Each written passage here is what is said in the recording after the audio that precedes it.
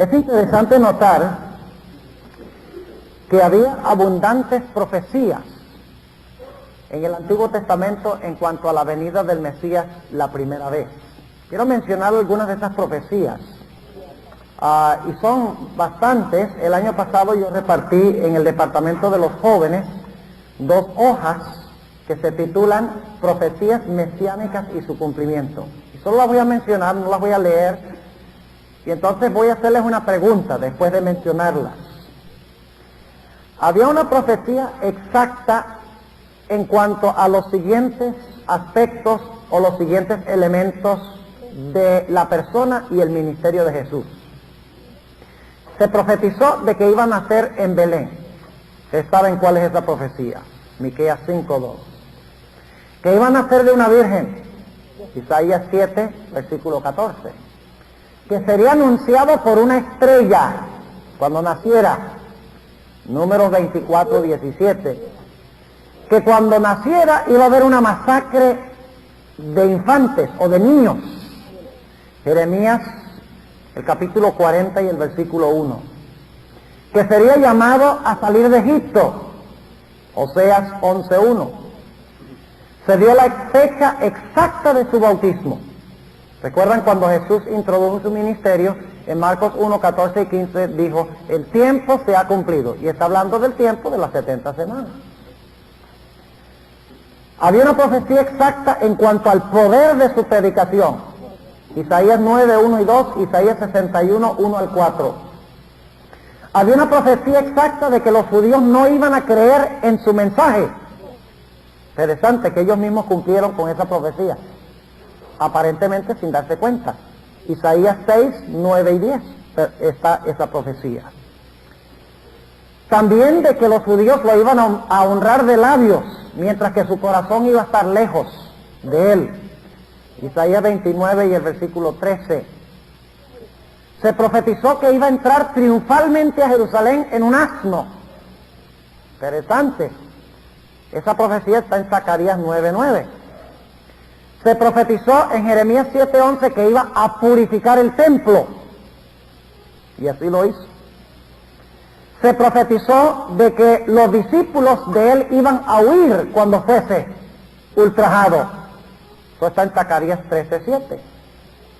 Se profetizó de que iba a morir por los pecados de los seres humanos. Usted conoce la profecía de Isaías 53. Las palabras exactas de Cristo en la cruz, mi Padre, ¿por qué me has desamparado? Y habían sido profetizadas 1000 años antes en el Salmo 22 y el versículo 1. Las palabras exactas. Se había profetizado también en el Salmo 22 y el versículo 16 que sus manos y sus pies serían atravesados. En el Salmo 22:18 se profetizó de que echarían suerte sobre sus vestiduras. El Salmo 22:14 profetizó de que agua saldría de su costado.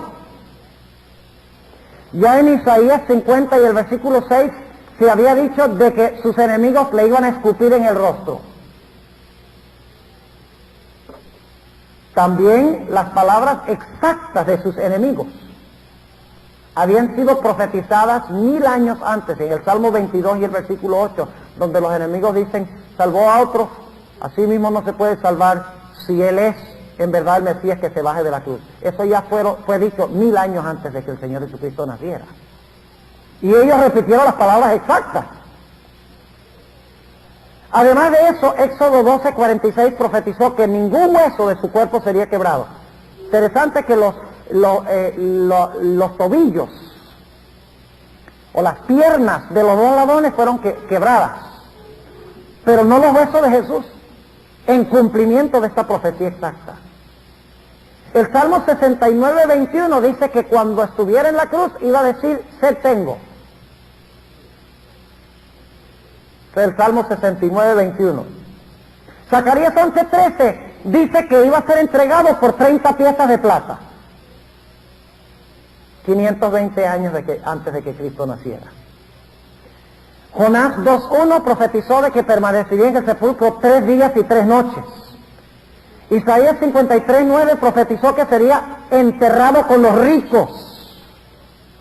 El Salmo 16 y el versículo 10 profetizó que iba a resucitar.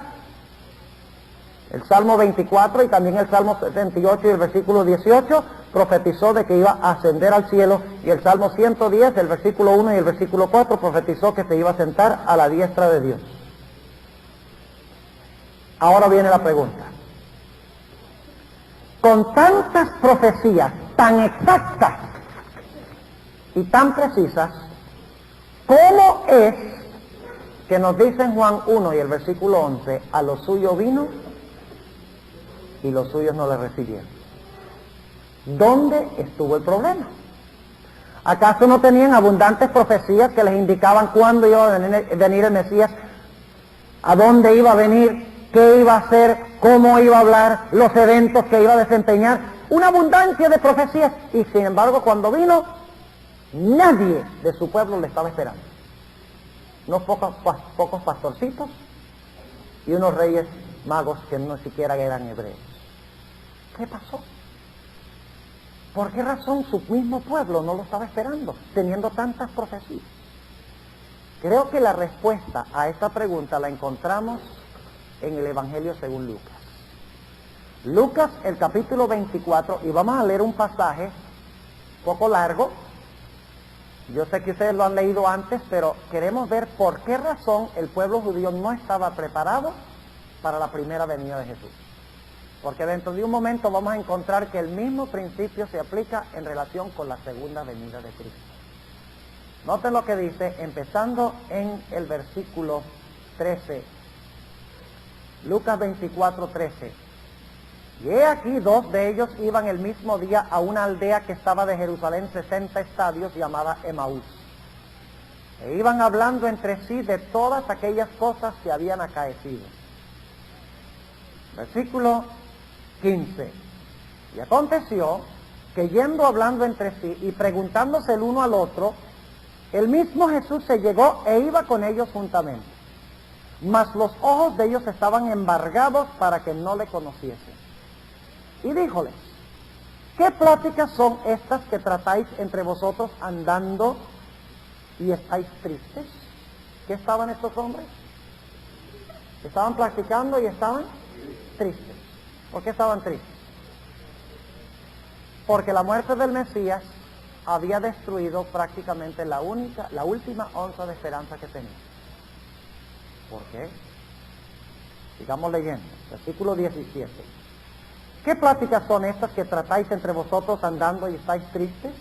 Y respondiendo el uno, que se llamaba Cleofas, le dijo, ¿tú solo peregrino eres en Jerusalén y no has sabido las cosas que en ella han acontecido en estos días? Entonces él les dijo, ¿qué cosas? Y ellos le dijeron, de Jesús Nazareno, el cual fue varón profeta, poderoso en obra y en palabra delante de Dios y de todo el pueblo. Y cómo le entregaron los príncipes de los sacerdotes y nuestros príncipes a condenación de muerte y le crucificaron. Y ahora noten el versículo 21. Mas nosotros esperábamos que Él era el que había de redimir a Israel.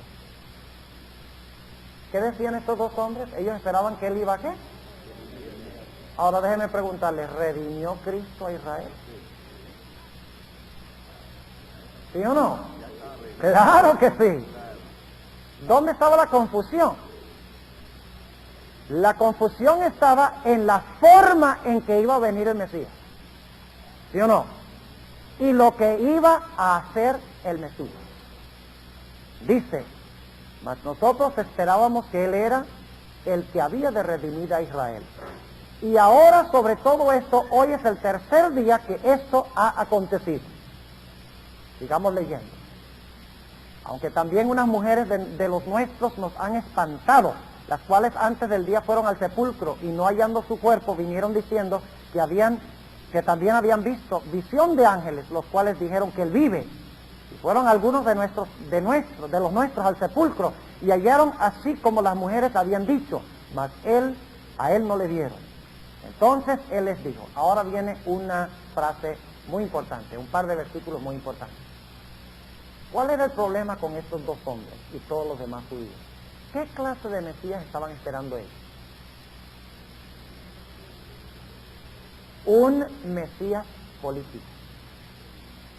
No olviden eso. Un Mesías político que se iba a sentar en el trono de David en Jerusalén. Literalmente iba a subyugar todas las naciones e iba a establecer un reino temporal en la tierra.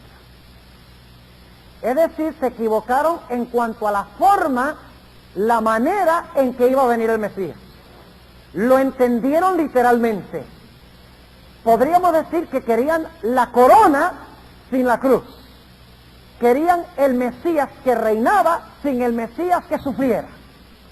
No olviden eso, porque vamos a volver dentro de un momento. Ahora, ¿cómo les explicó Jesús la razón de su confusión? ¿Cómo fue que Cristo les quitó el bloque mental que tenían para que ellos pudieran entender que el Mesías había venido, pero había venido de una forma diferente que lo que ellos pensaban? Noten el versículo 25. Entonces Él les dijo: oh insensatos y tardos de corazón para creer todo lo que los profetas han dicho. Y comenzando desde Moisés y de todos los profetas, declarábales en todas las escrituras lo que de Él decía. ¿Cómo aclaró Jesús su confusión? ¿Apelando a dónde? Apelando a las escrituras. Y les mostró que el Mesías que ellos estaban esperando, la clase de Mesías que ellos estaban esperando, no era la clase de Mesías de la cual hablaba ¿qué? La Biblia. Ahora les hago otra pregunta. ¿Ustedes creen que Satanás también quiere ocultar la gran verdad y la bienaventurada esperanza de la segunda venida de Jesús, del mundo cristiano? Ahora yo les pregunto, hermanos y hermanas, ¿quiénes fueron los engañados en la primera venida de Jesús? Los paganos, ¿no? Fueron aquellos los... Es que miren, los reyes magos no eran judíos y ellos sí entendieron. ¿Quiénes fueron los engañados? El pueblo escogido de Dios. ¿Será posible que la mayoría del mundo cristiano también esté equivocado en cuanto a la forma que va a venir Jesús en su segunda venida? ¿Qué creen ustedes? ¿Será que están esperando una venida de Cristo de una forma diferente a lo que enseña la Biblia que Cristo vendrá? Y que por lo tanto todo el mundo cristiano, o prácticamente todo el mundo cristiano, está esperando un Cristo que no vendrá como ellos están esperando y serán también engañados. Solo que hay una cosa muy seria. Y es que en relación con la primera venida de Jesús, aquellos que estaban confundidos todavía después podían estudiar, entender y aceptar al Mesías. Pero los que entienden mal la segunda venida de Jesús serán tomados por sorpresa y no habrá oportunidad de salvación. ¿Ustedes creen que Satanás lo sabe? ¿Ustedes creen que Satanás entonces va a trabajar sobre el mundo cristiano para inventar una falsa teoría en cuanto a cómo vendrá el Mesías, cómo vendrá Cristo, para que todo el mundo lo esté esperando en el momento equivocado y de la forma equivocada, de tal manera que todo el mundo cristiano, o por lo menos la vasta mayoría del mundo cristiano, sea tomado por sorpresa? La respuesta es que sí. ¿O es que el diablo trabaja menos hoy que antes? ¿Ah? ¿Y quiénes serán los engañados? Los hindúes y los budistas y los musulmanes. ¿Quiénes serán los engañados? Los cristianos. Y por eso necesitamos nosotros entender el tema de la segunda venida de Jesús, y debemos entender cómo lo interpreta el mundo cristiano hoy. Por eso he escogido durante nuestro seminario de las mañanas hablarles sobre el papel de Israel en las profecías. Porque toda la falsa interpretación que hay en el mundo cristiano hoy viene de una falsa interpretación en cuanto al papel de Israel en la profecía. Ahora, en esta mañana lo que queremos hacer es repasar la forma en que están pensando la mayoría de los cristianos en cuanto a la venida de Cristo. No solamente protestantes, sino católicos. Porque esta herejía comenzó con los católicos, se esparció a los protestantes y ahora los protestantes están contaminando de nuevo a los católicos. Interesante.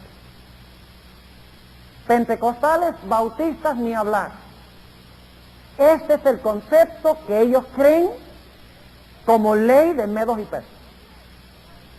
Ahora, ¿cuál es el concepto? Lo voy a repasar. En esta mañana yo quiero hablarles del concepto que tiene el mundo cristiano en general y quiero hablarles de los peligros de ese concepto. Todo el concepto se desprende de su interpretación de las 70 semanas de Daniel 9. Y en nuestro tema del jueves en la mañana vamos a hablar de las 70 semanas. Yo sé que ustedes han escuchado mucho en cuanto a las 70 semanas, lo han estudiado, pero les aseguro que van a aprender muchas cosas nuevas en cuanto a las 70 semanas si ustedes vienen acá el jueves. Particularmente en cuanto al evento que comienza las 70 semanas. Y muchos otros detalles, porque hubo más que un decreto. Tenemos que entender la relación de los decretos. Hay mucho ahí en las 70 semanas que no hemos visto. Somos muy someros en el evangelismo y tenemos que hacerlo porque estamos tratando con gente nueva. Pero una vez que somos adventistas tenemos que ir más allá de los temas evangelísticos. Así que les invito a venir el jueves porque vamos a hablar detalladamente de la profecía de las 70 semanas y cómo tratar con otra gente de otras iglesias en cuanto a este tema tan importante. La vasta mayoría de los teólogos protestantes y algunos teólogos católicos comienzan las 70 semanas en el año 445 antes de Cristo. Nosotros empezamos ¿cuándo? En el año 457. Ellos empiezan en el 445 con Nehemías. Nosotros empezamos con el decreto que dio Artajerjes en los días de Esdras. ¿Por qué ellos toman esta fecha y nosotros la otra? Tienen que venir el jueves. Les voy a explicar por qué razón ellos están equivocados en tomar el 445. Ahora, ellos dicen entonces que el decreto para reedificar y restablecer a Jerusalén empieza en el año 445 con Nehemías. Luego dicen que va unos 69 semanas consecutivas hacia adelante y llega uno, algunos colocan el año 35, 36, 37, porque ellos, y no voy a entrar en detalles ahora, ellos entran en toda clase de juegos con el principio día por año. O sea, ellos convierten los años en 365 días y luego hacen unas sumas y unas restas, una cosa, un panorama tan complicado que ustedes no se imaginan y no necesitan saberlo porque no es vital eso para nuestro propósito de hablar con esas personas. El punto es que ellos llevan las 70 semanas hasta alrededor del año 35, al año 30 al 35, hay diferencia de opiniones, eso tampoco es tan importante, con la muerte del Mesías, hasta la venida de la muerte del Mesías. Ahora, según ellos, escuchen bien, según ellos, era el plan de Cristo establecer un reino terrenal para Israel. Es decir, que cuando Cristo vino en su primera venida, era su intención establecer el trono de David, el reino, tal cual lo entendían los judíos. Ahora, yo todavía no he podido entender por qué razón ellos creen algo tal. Porque el Nuevo Testamento enseña precisamente que Jesús no tenía la intención de establecer un reino terrenal, temporal, glorioso, sentado en el trono de David, para la nación judía, sino que Jesús venía como un rey espiritual para sufrir y morir por los pecados de los seres humanos. Pero ellos interpretan las 69 semanas como llevando el tiempo cuando viene el Mesías. Cristo tenía la intención de establecer el reino literal, temporal, terrenal, glorioso para los judíos, pero los judíos rechazaron ese reino. Ahora eso no cuadra tampoco con la evidencia bíblica, porque la Biblia nos dice que en repetidas ocasiones trataron de coronar a Jesús. ¿Recuerdan en Juan 6? Judas, uno de los dirigentes de este movimiento, reunió a la gente después que Cristo alimentó a los 5,000 y dijo, imagínense qué Mesías este. Los ejércitos ya no tienen que llevar provisiones. Porque sencillamente Él va con nosotros y cuando necesitamos comida, ¡rácata! Alimenta 5,000 soldados con 5 panes y 2 peces. ¡Qué ventaja tan grande! Y se movieron para coronar a Jesús. Y Jesús rechazó. Jesús dijo, mi reino no es de este mundo. Cuando Pedro sacó la espada para pelear por el reino literal de Cristo, Cristo le dijo, Pedro, guarda tu espada. Hay mucha evidencia de que Cristo no tenía la intención de establecer un reino literal, temporal, terrenal. Pero ellos dicen que sí. Ahora, ¿qué pasó? Ellos dicen que como los judíos rechazaron el reino que Cristo quería establecer, que Dios detuvo el gran reloj profético. Es decir, que la profecía de las 70 semanas paró cuando concluyó la semana número 69. Se frenó el reloj profético de Dios. Se paró. Y la semana número 70 no se pudo cumplir. Ellos dicen, si los judíos hubieran aceptado el reino temporal de Cristo, que Él quería darles, que entonces la profecía de las 70 semanas, la semana número 70, los últimos 7 años, se hubieran cumplido consecutivamente. Pero como ellos rechazaron el reino que Cristo les ofreció, entonces dicen que empieza un periodo que es un paréntesis en la profecía de las 70 semanas. Ese paréntesis comienza, según la mayoría de los teólogos, el día del Pentecostés. El día del Pentecostés. Y ellos usan, interesantemente, Apocalipsis 4:1 para defender el hecho de que las cosas de la iglesia terminan en el capítulo 3 de Apocalipsis y las cosas para los judíos comienzan en el capítulo 4 y el versículo 1, donde Dios le dice a Juan, ven acá, al cielo. Según ellos, eso se refiere al rapto secreto de la iglesia que hablaremos dentro de un momento. Así que según ellos, el reloj se frena. Como los judíos no quisieron aceptar el reino que Cristo les ofreció, ahora empieza un reino espiritual. Lo que ellos llaman la dispensación de la iglesia. Otros teólogos lo llaman los tiempos de los gentiles.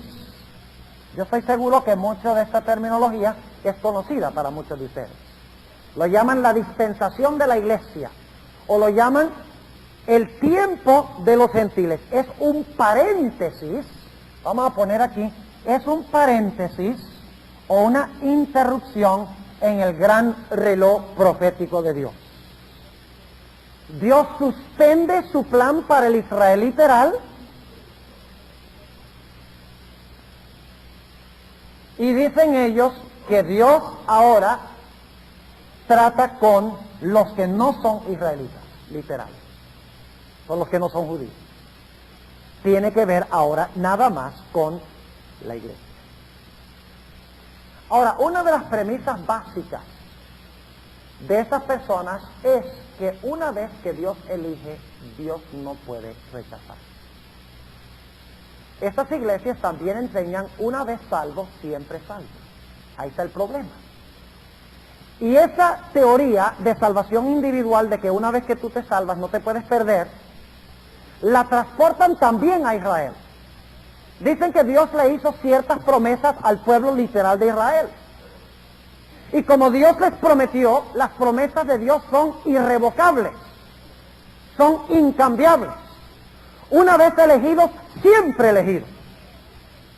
Y por lo tanto Dios tiene que cumplir su plan con el Israel literal, llueva, truene o relampaguee. Es una premisa muy importante. Ahora ustedes notan que ellos distinguen radicalmente entre dos pueblos. Israel literal, y no lo llaman en realidad Israel espiritual, sino los gentiles. Dios tiene, en otras palabras, dos pueblos separados y dos planes diferentes para esos pueblos. El pueblo literal de Israel, después que se restauren todas las cosas, su lugar de habitación será la tierra. Mientras que la iglesia habitará eternamente con Dios en el cielo. Dos planes. Es decir, que Dios tiene dos esposas. Tiene el Israel literal, que es su esposa literal, y tiene el Israel espiritual o los gentiles, la iglesia, que constituye su esposa espiritual. Es decir, que Dios es bígamo espiritual. Practica la bigamia espiritual. Uno de los graves problemas de esta teoría es que Dios, ¿cómo Dios va a tener dos esposas? Entonces Dios practica la poligamia espiritual. No es así. Ahora, según ellos, el paréntesis de la iglesia terminará con un evento que llaman el rapto secreto. Vamos a ponerlo aquí. El rapto secreto. Es decir, que la dispensación, también lo llaman la dispensación del Espíritu, dicho sea de paso, lo llaman la dispensación de la iglesia, la dispensación del Espíritu, los tiempos de los gentiles. Cada vez que ustedes encuentren esas expresiones, saben que se está refiriendo a este gran paréntesis en el reloj profético de Dios, supuestamente. El rapto secreto marca el fin del plan de Dios para la iglesia. ¿Qué hace Dios? En determinado momento Dios rapta a la iglesia al cielo, mientras que el Israel literal queda en la tierra. Fíjense nuevamente el doble plan, los dos pueblos separados. Eso es una de las ideas básicas, que Dios tiene dos pueblos, uno celestial y uno terrenal, uno literal, uno espiritual. Uno con quien se cumplen las promesas y el otro que es solamente un, como decimos en inglés, un afterthought, un plan B, que no estaba originalmente previsto. Y ellos dicen que la iglesia, que el levantamiento de la iglesia no se contempla en ninguna profecía del Antiguo Testamento. Que surge, la idea de una iglesia surge por primera vez en el Nuevo Testamento. Porque no hay ninguna profecía en el Antiguo Testamento que profetice el levantamiento de la iglesia. Ahora, nosotros vamos a estudiar detalladamente en los próximos días para ver si esto es verdad. Todo este panorama lo vamos a estudiar. Y vamos a ver cuál es el papel de Israel. Si Dios tiene dos pueblos separables. Si en realidad Dios da promesas irrevocables, incambiables, incondicionales. Y vamos a analizar el asunto del rapto secreto. ¿Y qué dice la Biblia en cuanto a eso? Hay muy poca evidencia para un rapto secreto. Lo que pasa es que ellos tienen una teoría y luego cuadran los versículos dentro de la teoría. Ahora fíjense, la iglesia es raptada secretamente al cielo. Y según ellos, Apocalipsis 4:1 es una referencia a esto. Cuando Dios le dice a Juan, sube acá, esto está hablando del rapto secreto de la iglesia. Esta noche no pierdan, porque voy a hablar de la estructura de Apocalipsis. Le voy a explicar por qué razón Dios le dice a Juan, sube acá. Va a ser fascinante el estudio esta noche. Ustedes van a ver cómo en el libro de Apocalipsis se ve a Cristo entrar al santuario, al lugar santo, cómo se mueve al lugar santísimo, luego cómo sale al final del libro del lugar santísimo y luego cómo finalmente sale a bendecir al pueblo. Todo el sistema del santuario en su orden exacto está en Apocalipsis. Lindísimo. Y cuando vemos esa estructura, no vamos a poner los sellos en el tiempo de angustia, como hacen muchos. Los vamos a poner a donde Dios quiere que los pongamos en la historia de la iglesia. Algunos ponen las trompetas dicen que las trompetas se realizan después del cierre de gracia. No es posible. Ustedes verán esta noche que no es posible. Porque viola la estructura del libro. Bueno, no sigamos hablando de esta noche. Pues después le doy el sermón y no viene. Ahora, según ellos, cuando la iglesia raptaba al cielo, el gran reloj profético de Dios empieza a andar de nuevo. Ahora, ¿qué es lo que falta por cumplir? ¿Cuántas semanas de las 70 se han cumplido? ¿Cuántas se han cumplido hasta ahora? 69, que son ¿cuántos años? 483 años. Todavía faltan por cumplirse, ¿qué cosa? 7 años. 7 años. Así que ellos dicen que cuando la iglesia raptaba al cielo, el reloj profético de Dios, que estaba casi oxidado por más de 2000 años de no funcionar, empieza a sonar. Apocalipsis 4:1 hasta Apocalipsis, hasta la última parte del libro de Apocalipsis, particularmente el capítulo 20, ellos dicen que estos capítulos nada tienen que ver con la iglesia. Nada tienen que ver con la iglesia. Para ellos, desde que Dios rapta a Juan al cielo, y dicen ellos que Juan representa a la iglesia, ahí está un problema. Dice que desde ahí en adelante todo Apocalipsis tiene que ver con los judíos. Ahora, ¿se fijan ustedes lo que está haciendo Satanás? Si eso tiene que ver con los judíos, ¿para qué lo vamos a estudiar nosotros? ¿Entienden? Si todo esto tiene que ver con los judíos durante la tribulación, porque según ellos la iglesia, todos nosotros estamos en el cielo, entonces todo eso es para los judíos, entonces ¿para qué lo estudiamos? No necesitamos, ya vamos a estar en el cielo. ¿Qué está haciendo Satanás? Está diciendo, no te preocupes por estudiar Apocalipsis, que eso no tiene que ver contigo. ¿Serio este asunto? Algunos me decían, pastor, ¿qué interesa si creemos en un rapto secreto, que Cristo viene secretamente, públicamente? Eso no interesa. Lo que interesa es que Cristo nos salva. Ni se crean. Toda falsa teoría es peligrosa para nuestra salvación. Si le damos vueltas y reflexionamos sobre esa idea, cuidadosamente. Porque las ideas determinan nuestras acciones. Si ustedes no creen eso, los forjadores del comunismo, Marx y Engels, sus filosofías fueron implementadas muy bien durante mucho tiempo. Cada falsa filosofía se lleva finalmente a la práctica. Y ahí es que está en serio el asunto. Ahora hablemos de estos últimos 7 años. Según ellos, al comienzo de los 7 años se va a levantar un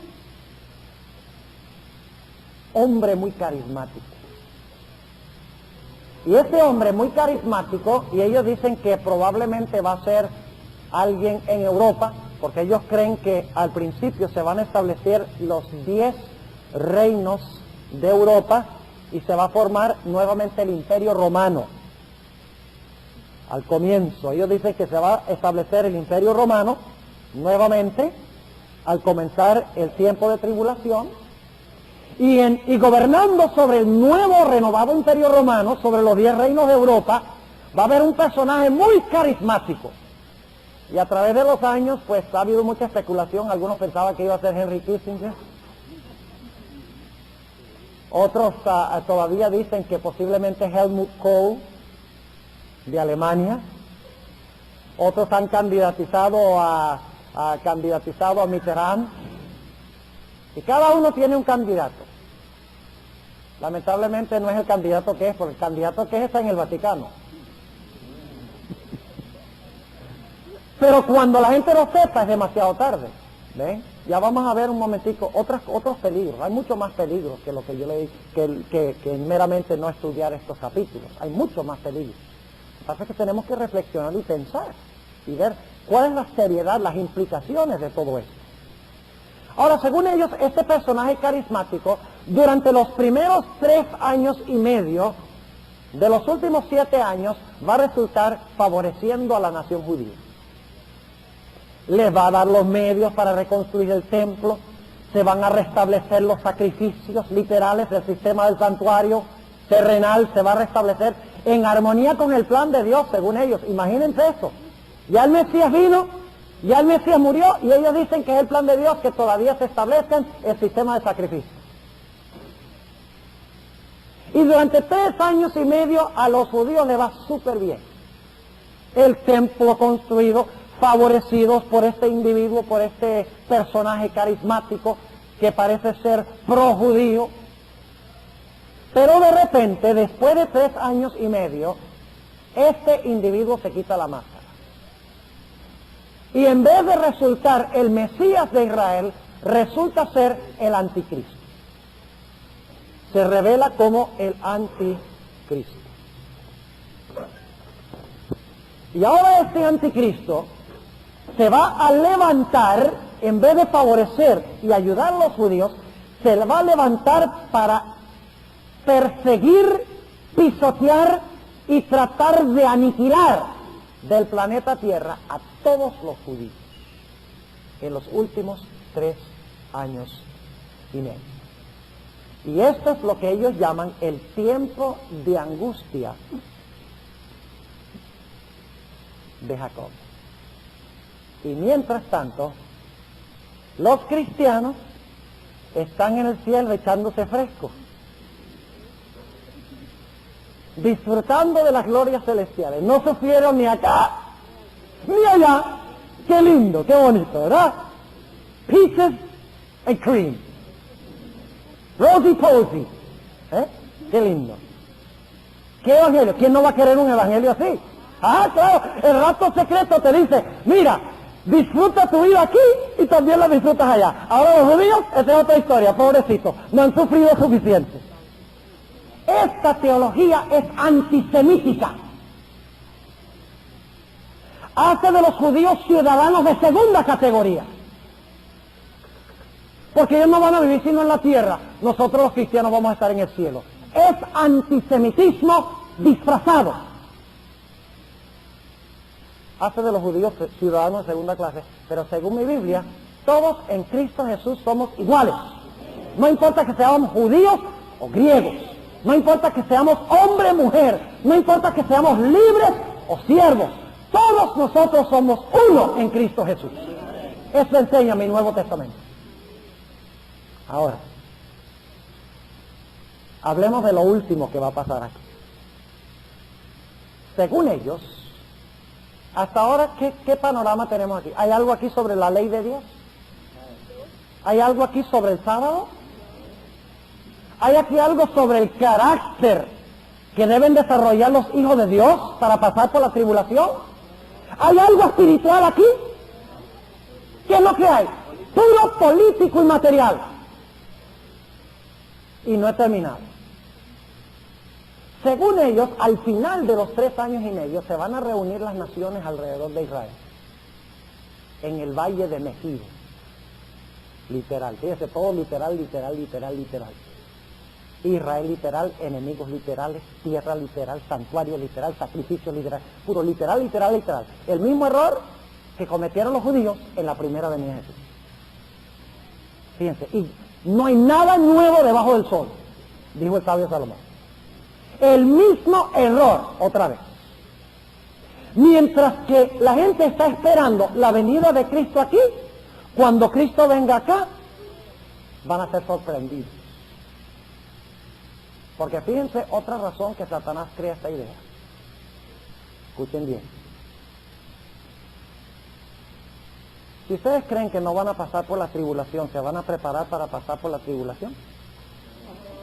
A ver, déjenme ilustrar lo que quiero decir.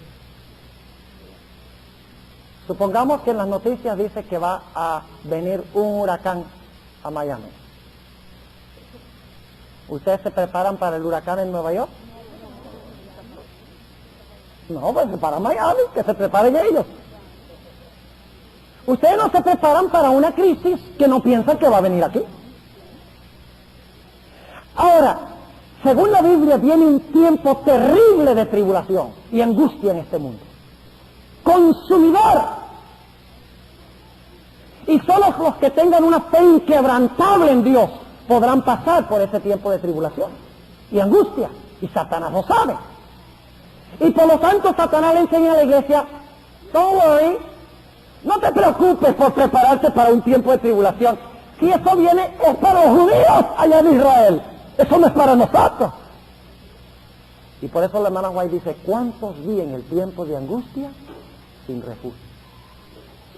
Porque estaban planeando irse al cielo y los agarró la tribulación por sorpresa y no estaban listos. Díganme ustedes, hasta donde hemos visto ahora, ¿es seria esta teología? Es peligrosa esta teología, peligrosísima. Pero todavía no les he hablado del peligro más grande de todos. En un momento lo vamos a ver. Ellos dicen que aquí se reúnen las naciones todas en el valle de Megido para pelear. Y sobrenaturalmente se va a secar el río Éufrates. Para que los reyes del oriente puedan cruzar, porque es que, ¿cómo van a cruzar ese río si no se seca? Como si necesitaran eso en la edad de misiles y helicópteros y aviones. Además de eso, ¿cómo van a caber las tropas de los ejércitos de la tierra y de todo el mundo en el vallecito de Megido? Ese es otro problema. Dice, bueno, Dios proveerá. Interesante. Si Dios lo manda. O tal vez va a achicar a la gente. Cuando uno se pone a literalizar las cosas, empiezan a tomar un matiz ridículo. Ahora, según ellos, el rey del norte, bueno, ahora no dicen eso. Pero antes de que cayera la Unión Soviética, decían que el rey del norte era la Unión Soviética. Ahora que cayó la Unión Soviética, dicen, no. Posiblemente sea Rusia.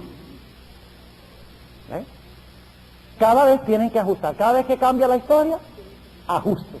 Nosotros los adventistas no tenemos que hacer esto, porque nosotros no ajustamos la historia de la Biblia para que cuadre ahí, a los trancazos. No, nosotros sencillamente estudiamos la Biblia, decimos, según la Biblia las cosas van a pasar así, pum, y pasan así.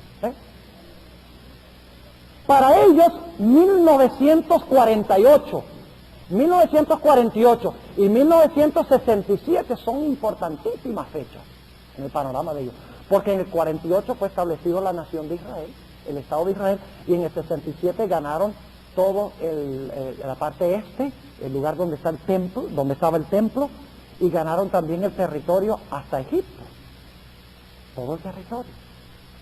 ¿Veis? Según la Biblia tiene que tener el territorio desde el río Éufrates hasta Egipto, otra vez, según dicen esto. ¿Ven cómo están? Literal. Y vamos a ver más adelante esta semana que eso es un falso método de interpretación profética, literalizar todo. Entonces ellos por ahora dicen que el rey del norte es Rusia. El rey del sur son las naciones árabes. Y los reyes del oriente son los chinos. Vaya, qué interesante. Entonces, en otras palabras, los malos al final de la historia son Rusia, los árabes y los chinos, y los buenos son los israelitas literales que rechazan al Mesías.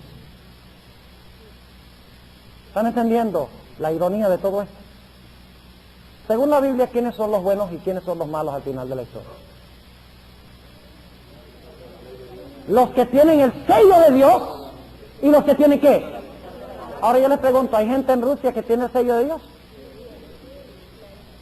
¿Hay gente en los Estados Unidos que tiene la marca de la bestia?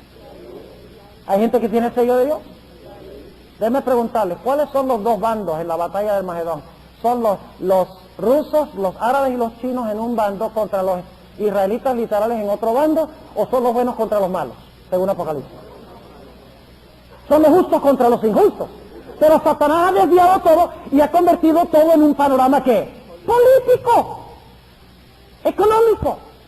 Ha desviado los ojos de Roma y los ha puesto en Israel.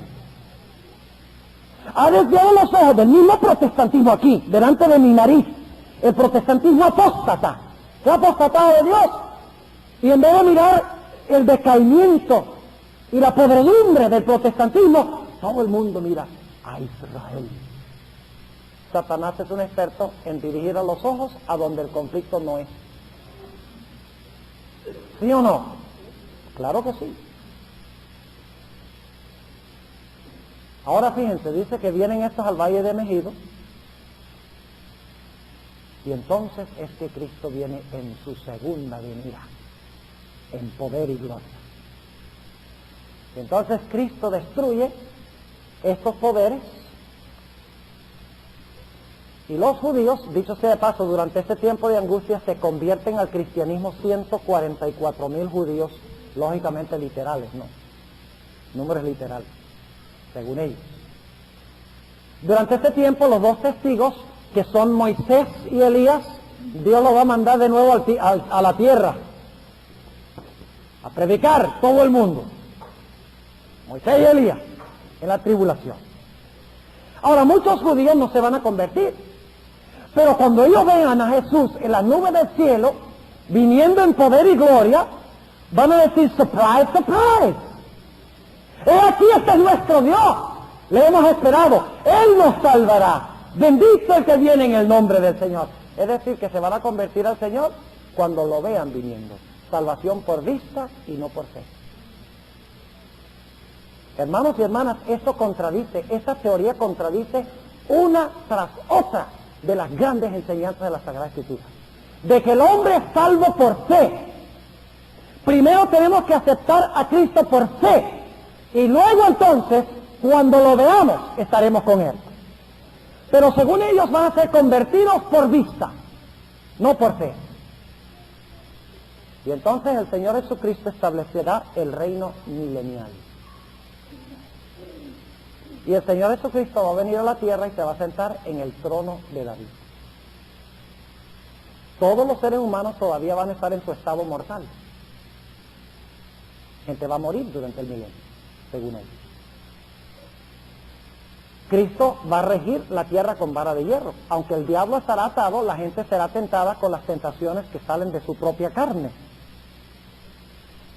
Y por eso Cristo tiene que regir con justicia y va a castigar a los transgresores. Con castigos. Yo no sé cuáles serán los castigos, echarlos a la cárcel quién sabe cuánto tiempo, o tal vez mandarlos a torturar unos cuantos años, quién sabe cuáles serán los castigos. Pero cuando uno se mete en estas cosas, tiene que inventar más y más y más, y se vuelve cada vez más sensacional y espectacular el escenario, el panorama. Así que por 1000 años Cristo reina sobre el trono de David.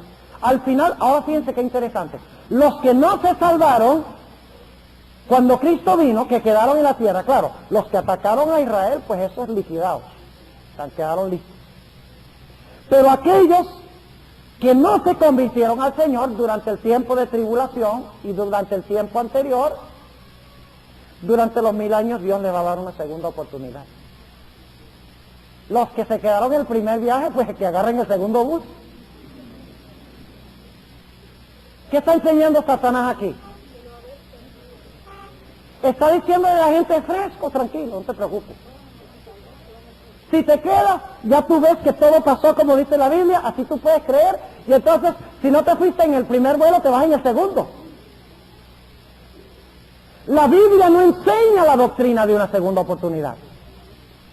Dice en Hebreos 9, 27 y 28, que está constituido a los hombres morir una vez, y luego el juicio. La Biblia enseña, hoy es el día de salvación, no mañana, ni pasado mañana. Es decir, que esto engendra una cantidad increíble de errores y de herejías que van en contra de Cristo, de la salvación, de los eventos finales. ¿Dónde está el sábado? ¿Dónde está?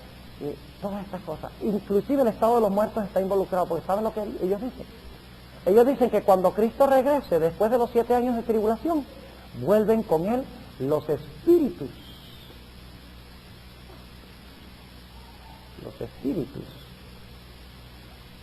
que fueron llevados al cielo. Y entonces son unidos a su cuerpo. Es decir, cuando fueron raptados al cielo, entonces cuando regresen, después de los 7 años de tribulación, entonces los espíritus que fueron llevados al cielo se unen a sus cuerpos. Esa es otra herejía más. Toda clase de herejía. Segunda oportunidad. Una vez salvo, siempre salvo. Esconder el sábado. Decir que estudiar Apocalipsis no tiene ninguna trascendencia, importancia. No te prepares para la tribulación, que eso es para los judíos, no es para ti. Oigan, hermanos y hermanas, cuando miramos esto con cuidado, esto es un atentado contra todas las doctrinas de la Biblia. Es la antorcha de la falsa profecía. Y luego dicen ellos que después de los 1000 años, entonces Cristo salvará a los que no se salvaron, salvará a los que no se salvaron y que lo aceptaron, y que luego destruirá a todos los impíos, y entonces va a echar a los impíos a quemarse para siempre en el infierno. Y a los hijos de Dios pues los va a salvar. Sí, hermano. Sí. La pregunta es que ¿por qué no toman ellos en cuenta los Estados Unidos? Esta potencia mundial dentro de su panorama. La mayoría de los teólogos protestantes dicen que los Estados Unidos o se va a desvanecer en poder, porque está decayendo y no va a tener mucha trascendencia e importancia en el panorama político del mundo, o por el otro lado dicen que los Estados Unidos sí va a recobrar su poderío político, pero para ayudar a Israel en esta empresa. Yo no sé si ustedes se han dado cuenta, pero los Estados Unidos es un gran defensor de Israel. Y Ronald Reagan, ¿saben por qué Ronald Reagan era defensor de Israel?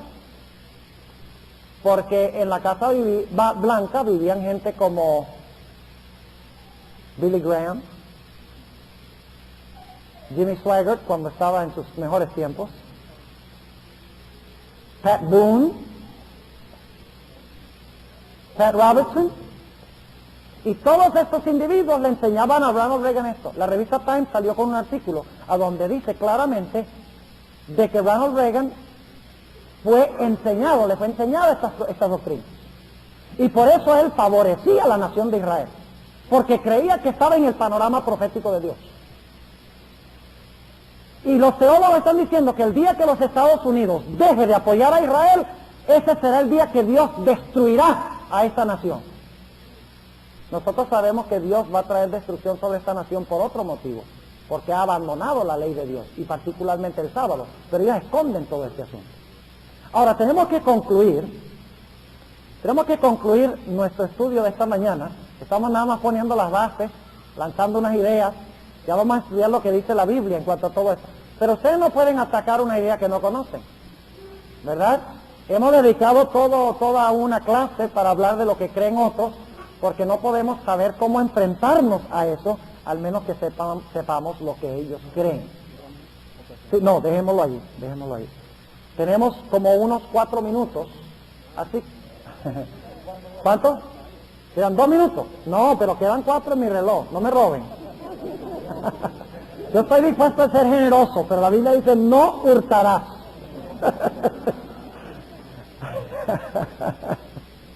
Yo puedo hablar así a Gilberto porque lo quiero mucho. Ok, ahora fíjense. ¿Quiénes son los héroes de esta teoría? Le voy a tener que decir mañana porque no hay tiempo. Pero déjenme hablar de los peligros, brevemente. Vamos a hablar de los peligros y resumir lo que hemos estudiado en esta mañana. Peligro número 1. Se está diciendo que no es necesario estudiar el libro de Apocalipsis. Ya mencionamos eso. Número 2. La gente no se va a preparar para una tribulación que ellos creen que no van a experimentar. Punto número 3. El verdadero anticristo, los verdaderos asuntos, la marca de la bestia, el sello de Dios, todo se ve como futuro, después del cierre de gracia. Y por lo tanto, la bestia hace su obra, la imagen de la bestia hace su obra, ¿y cuántos lo detectan? Nadie, porque eso de la bestia y la imagen de la bestia, eso es después que la iglesia ha sido raptada al cielo, eso no está hablando de nuestro tiempo presente. Así que los verdaderos culpables en la gran controversia quedan ocultos. Número 4, esto enseña la doctrina de una segunda oportunidad, que es muy deseable para el corazón carnal, ¿verdad? Qué lindo, que si no me salvo esta vez, por lo menos hay otra oportunidad de salvarme. Y en último lugar, y eso posiblemente sea, no creo posiblemente, sino indudablemente es lo más importante, escuchen bien. Hay una fecha que Satanás odia por encima de todas las fechas de la Biblia. 1844. Porque sabe que en esa fecha comenzó el juicio. Y que ese es el mensaje que hay que darle al mundo, de que estamos en la hora del juicio. Prepárate a encontrarte con tu Dios. Porque el juicio está en sesión. Pero ahora escuchen bien. Nuestra interpretación de las de los 2300 días depende de nuestra interpretación de las 70 semanas. Nosotros creemos que las 70 semanas son 490 años consecutivos, ¿verdad? Sin interrupción, y entonces seguimos hasta el año 1844, sin interrupción. Pero ¿qué sucede cuando tenemos 69 semanas, interrumpimos las 70 semanas y luego comenzamos más adelante? ¿Qué sucede con la fecha 1844? Se desvanece, desaparece, porque la única forma que alcanzamos 1844 es interpretando las 70 semanas como consecutivas, sin interrupción. ¿Qué ha querido hacer Satanás con esta teoría? Ha querido distraer la mente del mundo cristiano del hecho de que en 1844 comenzó el juicio y tenemos que prepararnos para encontrarnos con nuestro Dios. ¿Cuántos ahora creen que es muy serio esto que hemos estado estudiando esta mañana? Muy serio. Ahora, en las próximas mañanas vamos a hablar en cuanto a cómo enfrentarnos a esto. ¿Cómo enfrentarnos con gente que hablan de esta manera? Tenemos una pregunta. Bueno, ellos dicen que hasta la semana número 69, cuando termina la 69, esa es la venida del Mesías para desempeñar su ministerio. Según ellos, nada de lo que está en la semana número 70, por ejemplo, lo que habla de que un príncipe va a ser inmolado a la mitad de la semana y todo eso, para ellos, el príncipe que será inmolado no es Cristo, sino el anticristo. Vea qué interesante, que el diablo, en la profecía más linda del Mesías, ponga como centro al anticristo.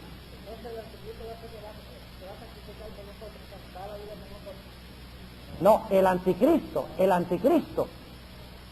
va a ser inmolado cuando cesen los sacrificios, porque el anticristo va a venir y va a hacer cesar los sacrificios del santuario, del templo. Ahora, todo eso lo vamos a estudiar, hermanos, cuando analicemos las 70 semanas. No hemos entrado en las 70 semanas en detalle, lo vamos a estudiar detalladamente todo este asunto de cómo ponen el anticristo, donde debe estar Cristo, etcétera, pero tengamos paciencia. Sí. Sí, pero ya cuando llegue ese tiempo, todo el mundo sabrá el asunto del sábado. Estamos hablando del futuro. Sí, la pregunta que se hizo para que quede grabada es que, ¿cómo podemos nosotros esperar que ellos sepan que el asunto es sobre el sábado, si en realidad ellos no saben? Que esa es la controversia. Por eso es que nosotros somos llamados a hacer ¿qué cosa? A ir y decirles. Nosotros somos el pueblo profético que debemos explicarles la razón de la gran controversia. Agradecemos al Pastor Bohr por su valioso aporte a la proclamación del mensaje adventista. Visite su página en internet www.secretonfield.org. La grabación de este tema en formato digital es un servicio del Ministerio Evangelio Eterno. Para obtener gratuitamente estudios selectos de la Biblia y de los escritos del linaje de Juan, o para solicitar nuestras publicaciones impresas, diríjase a www.hogarysalud.com y www.evangelioeterno.com.